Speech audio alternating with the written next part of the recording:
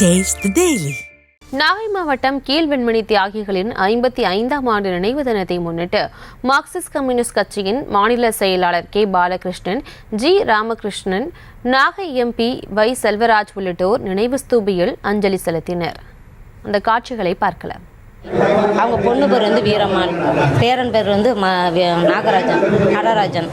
அவங்க இத்தனை பேர் இறந்துருக்காங்க. வெண்மணியில் கோபாலகிருஷ்ணன் நாயுடு கூலி தகராறில் பிரச்சனைனால அதில் போய் போராடி அவங்கள அவர் மட்டும் தப்பிச்சுக்கிட்டு மற்றவங்க எல்லாம் அந்த தீ விபத்தில் இறந்துட்டாங்க.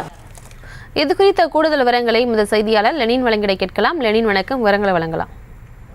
பிரியங்கா, ஒருபடி நெல்லை கூலியாக உயர்த்தி கேட்டதற்காக ஒருங்கிணைந்த தஞ்சை மாவட்டம், தற்போதைய நாகை மாவட்டம் கீழவெண்மணி கிராமத்தில் 1962ஆம் ஆண்டு கோபாலகிருஷ்ணன் நாயுடு உள்ளிட்ட நில கிளார்களால் நடத்தப்பட்ட படுகொலை சம்பவத்தில் 20 பெண்கள், 19 குழந்தைகள் உட்பட 44 கம்யூனிஸ்ட் கட்சியைச் சேர்ந்த தலித் சமூகத்தினர் ராமையாவின் என்னும் ஒரே குடிசையில் வைத்து எரித்து படுகொலை செய்யப்பட்டனர்.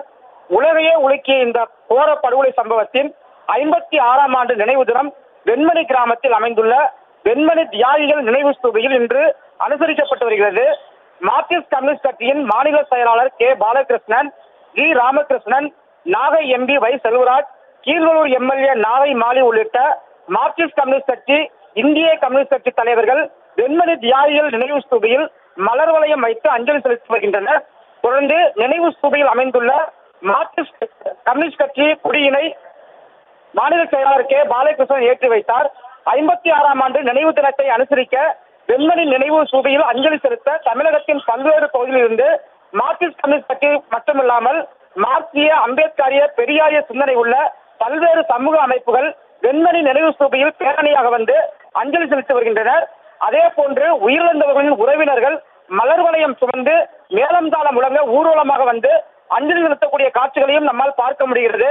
மாணவர் அமைப்புகள், வாலிபர் சங்கங்கள், அரசு ஊழியர் சங்கங்கள், மாதர் அமைப்புகள் உணர்ச்சி மிக்க முழக்கங்களை எழுப்பியபடி தங்களின் அஞ்சலிகளை செலுத்தி வரும் காட்சிகளையும் பார்க்க முடிகிறது.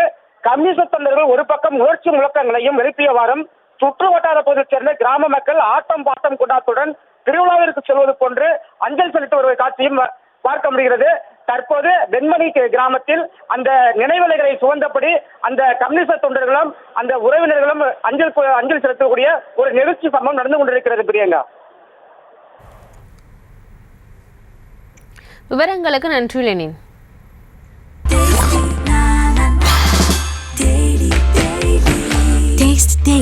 Taste the Daily.